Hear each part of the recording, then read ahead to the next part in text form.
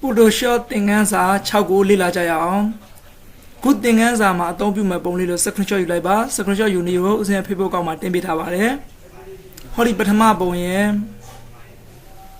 ဒီဒုတိယပုံရဲ့ဟောဒီတတိယပုံရဲ့ပေါ့နော်ဒီသုံးပုံကို screenshot ယူလိုက်ပါ screenshot ယူပြီးလို့ရှင် Photoshop software ဖွင့်လိုက်ပါမယ်Photoshop software ပွင့်သွားပြီပေါ့နော်ဒီဘက်မှာကြည့်ပါ BR ဆိုတဲ့စာလေးတွေ့တယ်နော်အဲ့ဒီ BR ဆိုတာဘာလဲဆိုတော့ long bridge ပေါ့နော်သူကပုံတွေကိုဖွင့်တဲ့နေရာပါဟုတ်ပြီဒီကဖွင့်တာနဲ့ရိုးရိုး file open ဖွင့်တာနဲ့ဘာကွာလဲဆိုတော့အရင်ရှင်းပြပေးပါမယ်အရင် file ကိုဝင်မယ် file လေးကနေ open ကိုနှိပ်လိုက်ပေါ့နော် open เนี่ยခုနကတော့ဦးဇင်းတို့တင်ထားတဲ့ file ပေါ့နော်ဦးဇင်းတို့ this PC လေးကဝင်မယ် picture ပေါ့နော်ဦးဇင်း picture ထဲမှာတင်ထားလို့ picture ကိုဖွင့်တာပေါ့နော်ဒီ lensan 6ဆိုတဲ့ file ကိုဖွင့်လိုက်ပါမယ်ဒီမှာဆိုရင်ကြည့်ပါပုံလေး3ပုံပဲပြရနော်ဒီဘက်က shape ဆိုတဲ့ဟာက PSD ဆိုဒီမှာဘာပုံမှမမြင်အောင်နော်အဲ့လိုဒါရိုးရိုးကဖွင့်မမြင်အောင်ပေါ့နော် cancel ဦးဇင်းမဖွင့်ဘူးခုတစ်ခါ long bridge ကနေပြီးတော့ဖွင့်ပေါ့နော်ဖွင့်လိုက်မယ်ခုနက picture ထဲဝင်လိုက်မှာ picture ထဲ lensan 6ကိုတစ်ချက်လုပ်လိုက်အဲ့ပေါ့နော်ဒါဆိုရင်ခုနက shape ဆိုတာအင်ကြီးပုံလေးဆိုဒီမှာပြပေးတယ်ပေါ့အဲ့တော့ရိုးရိုးကဖွင့်တာနဲ့ဒီ long bridge ကဖွင့်တာနဲ့ဘာကွာလဲဆိုရင်ရိုးရိုးကဆိုရင် PSD file တွေဆိုမပြပေးဘူးဒီ long bridge ကဆိုရင်အကုန်လုံးကိုပြပေးတယ်ပေါ့နော်အဲ့ဒီလိုကွာပါတယ်ကတိပုံလေးဦးစင်း select ပေးမယ် select ပေးလာတယ်ဒီလိုလွတ်တဲ့နေရာဒီလိုဆွဲလိုက်ကြတာအကုန် select ဖြစ်တယ်နော်တစ်ချက်ပြန်ကြည့်လိုက်မယ်ဥစ္စာဒီသုံးပုံ select ဖြစ်နေတယ်ဒီညလောက်ကနေ file မှာသုံးပုံ select ပေးလိုက်မှာပေါ့ select ပေးဒီဘက်မှာရှိတဲ့ file လေးကိုဝင်မယ် file လေးက open in camera raw ကိုထည့်အောင်မယ်နော်ဒါဆို camera raw ပွင့်မှာပါနော်ဒီဘက်မှာဦးစင်းဒါလေးချက်ချင်လို့ဒီဘက်မှာ check လိုက်မယ်နော်ဒီဘက်ကလေးကို clear နေတာကျဲသွားပြီပေါ့ကျဲတယ် preview ဆိုလိုက်ဒီမှာအမှန်ချစ်တာမလို့နော်အမှန်ကြည့်ပြုတ်တိုင်းအမှန်ပြန်ချစ်လိုက်ပါဒီပုံလေးကိုပြင်မယ်ဒီပြင်ဖို့အတွက်ကိုကအလဲပုံပြင်ရင်အလဲပုံကိုတစ်ချက်ကလိုက်ပေါ့ဒီအောက်ဆုံးဟာကိုပြင်ရင်အောက်ဆုံးကို click လိုက်ပေါ့နော်ဦးစင်းကအပေါ်ပုံစပြင်ပြမယ်နော်ဒီအပေါ်ဆုံးပုံကို click လိုက်ပြီး click လိုက်ပြီးတော့ဒီအပေါ်က menu bar မှာရှင်းပြမယ်နော်ဒီကဆို zone 2 zone 2ဆိုတော့ချက်လာတစ်ချက် click မယ်နော်ကြည့်ရောနောက်ချက်ထပ်လိုက်ကြည့်ပါနောက်ချက် click မယ်ထပ်ကြည့်ပါနော်ဒါလေးကိုပြန်ကြုံမယ်ဆိုရင် keyboard ကနေ alt ကိုလက်နဲ့ဖိတာနော်တက်လက်ပြီးတစ်ချက်ချင်းနှိပ်မယ်တစ်ချက်ချင်းနှိပ်မယ်နော်ဒါဆိုရင်ကြုံပါပေါ့နော်သူ့ဘေးမှာဆို hand to ရှိတယ် hand to တစ်ချက် click လိုက်နော် hand to click လိုက်လို့ဒီမှာ hand to ဆိုလက်ဝါးနဲ့ဒီလိုမျိုးတွေရွှေ့လို့ရပါဒါရွှေ့ဖို့အတွက်ပေါ့နော်ဒီလူလေးကဟုတ်ပြီဒါကိုငကိုအတိုင်းဖြစ်ဆိုင်ဖြစ်ခြင်း control 0ဖြစ်ဆိုင်ကလေးဖြစ်ပါနော်အဲ့ဒီဘက်မှာကြည့်ပါဒီမှာဆိုရင်ဒါ white balance 2ပေါ့ white balance 2ဆိုတာတော့တစ်ချက် click လိုက်မယ် click လိုက်ပြီးတော့ဒီ2လေးနဲ့ဥစဉ်ဒီအပြောင်လေးပေါ့တစ်ချက်ထောက်ကြည့်လိုက်မယ်ဟောအယောင်တစ်မျိုးပြောင်းသွားနော်နောက်ကပြန်တော့ကြည့်လိုက်မယ်ဒီလိုမျိုးအယောင်တွေကိုပြင်ရင်တို့ပြင်လို့ရတယ်ပေါ့နော်ကဲဒီဘက်မှာလည်းကြည့်ပါဒီမှာ basic ကိုရွေးထားနော်အဲ့ basic ကနေအပေါ်မှာ temperature မှာဥစဉ်ဒီဘက်ကရွှေ့ပြီးကြည့်ရမယ်ဘာပြောင်းလဲဆိုအော်ဒီလိုမျိုးအယောင်ပြောင်းနေလေပေါ့နော်ကဲဒီအောက်က tint ကိုလည်းတစ်ချက်ဖိလဲပေါ့ဆွဲကြည့်လိုက်မယ်ဘာတွေပြောင်းလဲဆိုတော့ဒီမှာသိလာတယ်နော်ကဲဒီတိုင်းမဟုတ်ဘူးစက်ကို auto ပြင်ခိုင်းမယ်ဆိုဒီမှာ auto ဆိုတာတစ်ချက်နှိပ်လိုက်ပေါ့ဒါဆို auto စက်ကသူအလင်းမောင်လေး change ပေးတယ်ပေါ့နော်ဥစဉ်တော့ default ထားလိုက်ပါမယ် default ထားဒီမှာ exposure ပေါ့ exposure ကိုဆွဲလိုက်ပေါ့ဒီမှာကြည့်လိုက်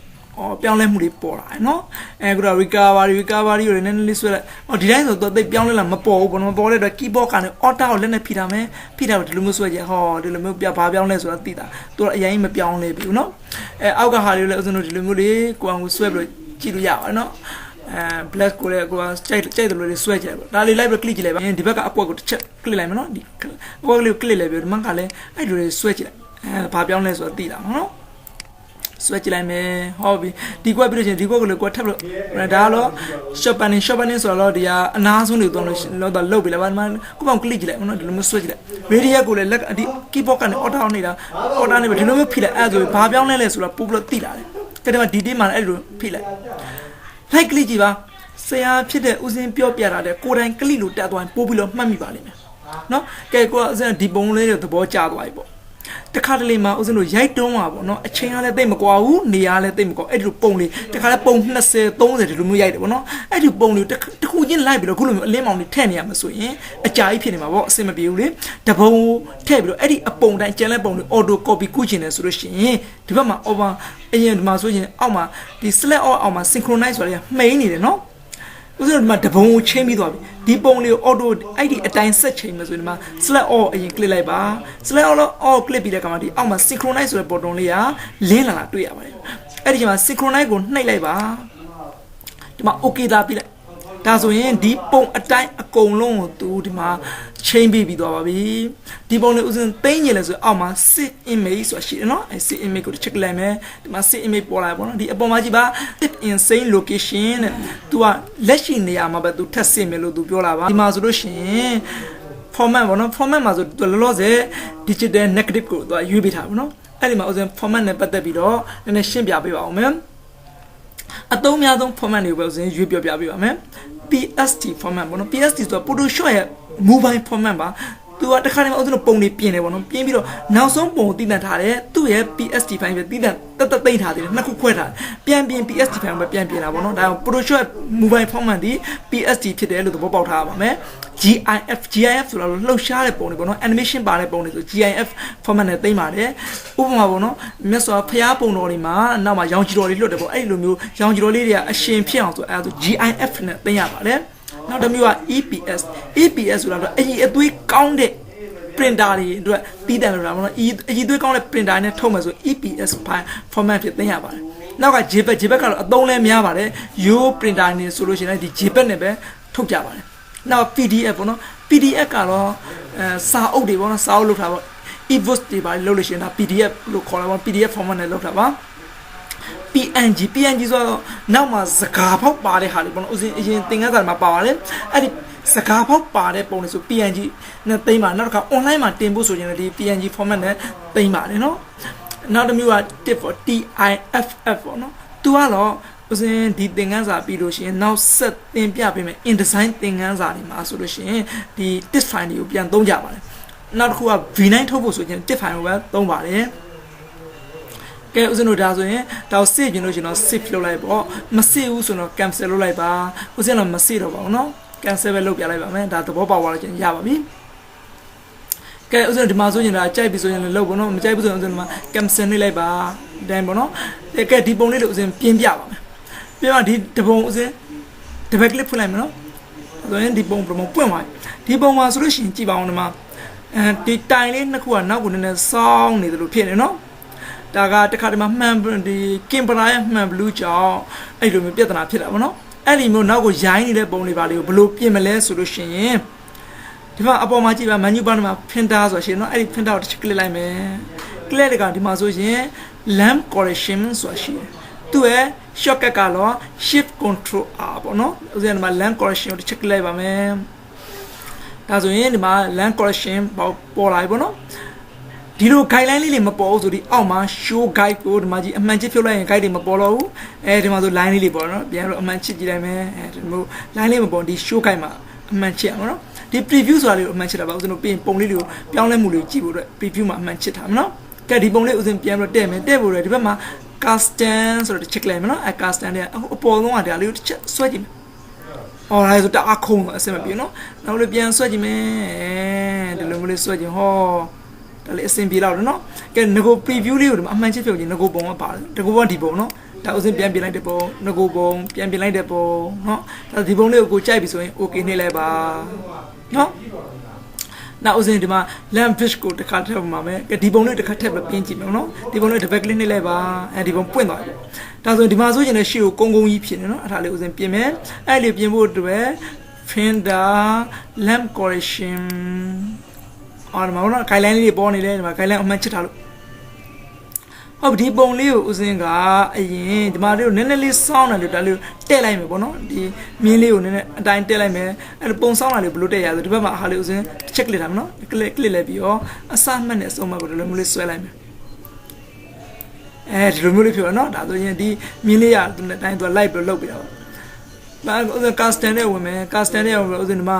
vertical နဲ့လမ်းလို့အောက်ကလေးကိုဆွဲကြည့်တော့ဟောဒီလိုမျိုးဖြစ်လာတယ်ရှောက် click ကြည့်လိုက်နော်ဘာပြောင်းလဲဆိုတော့ဆွဲလာကြည့်ဟောနဇွန်နေဝင်လိုက်ဥစဉ်တစ်ချက်ဆွဲကြည့်မယ်အော်ဒီလိုမျိုးရတယ်ဒါဆွဲကြည့်နော်ဒီမှန်ဘလူးကြောင်ဟာလေးဒီလိုမျိုးပြင်ရနော်အပေါ်ဟာလေးဥစဉ်တစ်ချက် click လိုက်မယ်တော့ခုံးတာလေးကိုပြန်တက်ပါငကိုပုံနဲ့ကုပုံဘာကွာလဲဆိုအမှန်ချစ်ကိုဖြုတ်ကြည့်မယ်ဒါငကိုပုံကုပုံငကိုပုံကုပုံခုလိုမျိုးရပါတော့โอเคခုဆိုရင်ဒါမှန်ဘလူးကြောင်ဒီလိုပုံလေးစောင်းနေတာလို့ခုံးနေတဲ့ပုံလေးကိုပြင်တက်သွားပါပြီခုနကဥစဉ်ဒီ dish ကိုပဲတစ်ခါဖွင့်လိုက်ပြီးဒီကောင်လေးပုံကိုတစ်ပတ်ကလေးနဲ့ဖွင့်လိုက်ပြီပေါ့နော်အဲဒီမှာကောင်လေးပုံပေါ်လာပြီဒီကောင်လေးမှာဆိုကြည့်ပါဦးဒီမှာမျက်လုံးလေးကနီးနေတယ်နော်တခါလေမှာညဘက်မှာရိုက်တဲ့အခါလေးမှာအလင်းပြန်လဲမျက်လုံးတွေနီးတတ်တယ်တလိษံပုံတွေရိုက်လွန်လဲမျက်လုံးတွေနီးတတ်တယ်ပေါ့နော်အဲဒီလိုမျက်လုံးနီးတာကိုအခုဖြည့်ရှင်းကြရအောင်ဒီမှာဥစဉ်လို့ zoom 2လေးနဲ့ဒီပုံလေးနည်းနည်းလေးထည့်ချလိုက်မယ်နည်းနည်းချက်မယ် keyboard ကတော့ space bar ကိုလည်းနဲ့ဖိထားမယ်ဖိဒီလိုလေးဆွဲလိုက်မယ်နော်ဒီပုံလေးက ဒီမျိုးလုံးလေးကိုလုပ်ဖို့ပေါ့နော်ဟုတ်ဒီမှာကြည့်ပါဥစဉ်မှာ sport healing brush 2ပေါ့နော်အဲ sport healing brush 2အောက်မှာကွဲနေပါတယ်ဒီမှာ red eye 2ဆိုရှင်နော်အဲ့လိုတစ်ချက် click လိုက်ပြီးတော့ဒီဘက်အပေါ်မှာဆိုရင်ဒီမှာ site မှာဆိုရင်တို့50လောက်ပဲထားလိုက်ပါ50လောက်ပဲထားရပါပြီ50လောက်ဆိုရင်ဒီမှာအဆင်ပြေပါဒီမှာဒီဘောဥစဉ်တစ်ချက် click ကြည့်နော်အော်မဲသွားပြီနော်ဒီဘက်ကလေးတစ်ချက် click ကြည့်လိုက်မယ်အော်မျိုးလုံးလေးကမက်လေးဖြစ်သွားပါပြီ control 0ဖြစ်ဆိုင်ထားလိုက်မယ်နော်ဖြစ်ဆိုင်ထားလိုက်ပါဒီဘက်မှာကြည့်ပါအကောင်လေးရဲ့ဒါစပင်းလေးတစ်ချောင်းလေးမှာထွက်နေဥစဉ် zone 2လေးနဲ့လောက်ပြန်နော် keyboard ကနေပြီး Z key ကိုတစ်ချက်နေလိုက်မယ် zone 2ဖြစ်သွားတယ်မှာချက်လိုက်မယ်နော်space bar ကိုလည်းနဲ့ feed လေးပဲမှာ hand 2လေးဖြစ်တဲ့အခါမှာတွေ့ရှုလိုက်မယ်ဒီမှာစပင်းလေးတစ်ချောင်းလေးအဲ့လိုစပင်းလေးတစ်ချောင်းလေးရွေးဖြတ်မယ်အဲ့လိုဖြတ်ဖို့တော့ဒီမှာဥစဉ်ကမှာ sport healing brush 2ရှိတယ်အဲ့ sport healing brush 2ကိုဥစဉ်ရွေးလိုက်မယ်အပေါ်က sport healing brush 2ကိုရွေးထားမယ်နော်ရွေးထားပြီးတဲ့အခါမှာအခုမှ site ကြီးအကြီးဖြစ်နေတယ်အဆင်မပြေဘူးနော်ဒီကောင် site လေးနည်းနည်းလေးသိမယ်and set လုံးဒီလောက်ဆိုရင်အဆင်ပြေတယ်ပေါ့နော်ဒါဆိုနည်းနည်းကြီးသေးတယ်နည်းနည်းလေးသိလိုက်မယ်ဒီလောက်ဆိုရင်အဆင်ပြေပါပြီနော်အဆင်ပြေလို့ရှိရင်ဒီ mode မှာတော့ normal ပဲထားမယ်နော် normal ထားတော့ကဒီပေါ်နဲ့ဥစဉ်ဖိမယ်ဒီစပင်လေးကိုဥစဉ်ဒီမှာဖိလို့စပင်လေးနေရာဒီလိုမျိုးလေးဖိပဲပုတ်တော့မယ်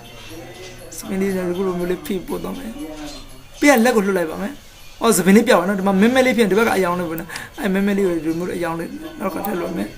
အယောင်နည်းနည်းလေးသူအားလေးပြင်းလို့ရအောင်ဒီလိုမျိုးဆွဲလိုက်လို့ရှိရင်အယောင်လေးနည်းနည်းလေးပျောက်သွားပါတယ် keyboard နဲ့ control 0ဆိုအဲစပင်းလေးတစ်ချောင်းနဲ့ရွေးပြီးတော့ဖြတ်သွားတာပေါ့နော်ခုတစ်ခါကောင်းလေးရဲ့ဒီမျက်နှာအမဲဇက်ကလေးတစ်စက်ရှိတယ်နော်အဲအမဲဇက်ကလေးကိုပြင်မယ်ပြင်ဖို့ဒီ sport healing brush 2အောင်မှာ healing brush 2ဆိုတာအဲလို check လိုက်မယ်နော် click လိုက်ပြီးတော့ဒီမှာဆိုကြီးနေတယ် keyboard ကတော့ဇက်ကိုနေမယ်ဇက်ကိုနေပြီးဒီပုံလေးအရင်ချက်လိုက်မယ်နော်ဟုတ်ပြီဒီအားလေးကိုလို့ပေါ့နော်ခုနက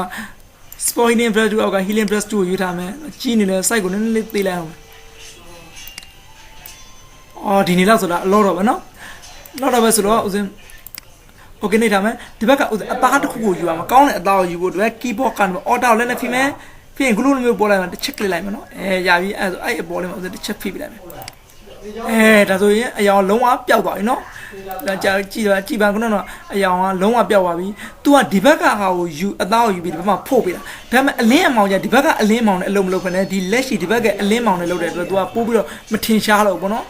ပိုးပြီးတော့အဆင်ပြေတယ်ပေါ့ control 0ဖြစ်ဆိုင်လို့ရတယ်ကောင်းလေးပေါ့ကောင်းတော့ဘာကြံသေးတယ်အောက်မှာဆိုလို့ရှိရင်ဒီမှာ hello ဆိုလဲစာတန်းလေးရှိအဲ့စာတန်းလေးကိုဖျက်ချင်တယ်ကဲဒီမှာ zone 2လေးနဲ့ဥစဉ်နည်းနည်းချက်လိုက်မယ်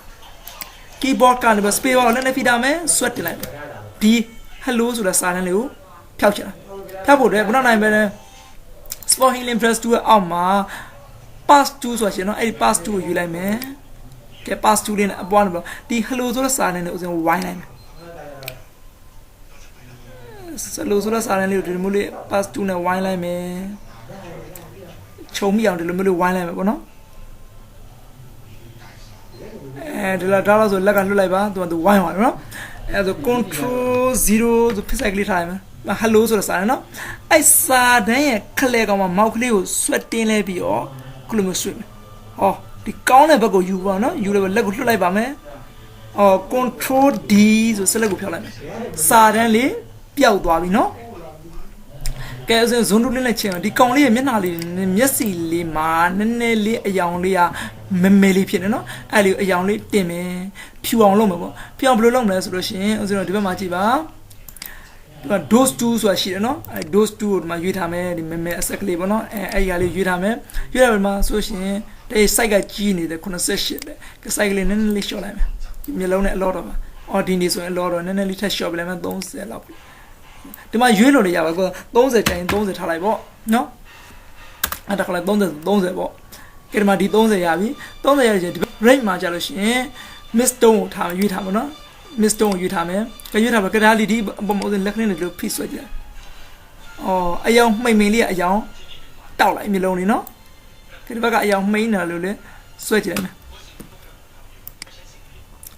အယောင်လေးတွေတောက်လိုက်ပါအယောင်တောက်ကလေးဖြစ်မျိုးလုံးလေးနော်ကဲ control 0ဖြစ်ဆိုင်လို့မယ်မျိုးလုံးလေးပြန်အယောင်တောက်လိုက်ပေါ့နော်ခုတခါအဲ့ dose 2အောင်မှာဆိုရင် band 2ဆိုတာရှင်နော် band 2ကတော့ dose 2နဲ့ဆန့်ကျင်ပဲ dose 2ကအယောင်လေးကိုလင်းအောင်ဖြူအောင်လုပ်ပြီးရှင်နော် band 2ကအယောင်မှိန်အောင်လုပ်ပြီးတာပေါ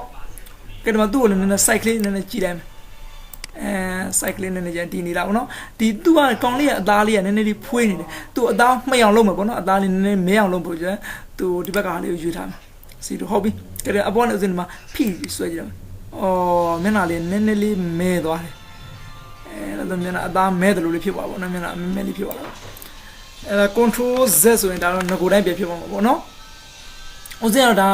နမူနာလေးပဲလုပ်ပြလာပါကိုယ့်ဘန်ကိုညံရှိသလိုသုံးရမှာပေါ့နော်ကဲဥစဉ်တို့ဒီသင်ခန်းစာတော့ဒီမှာပဲခဏနားကြရအောင်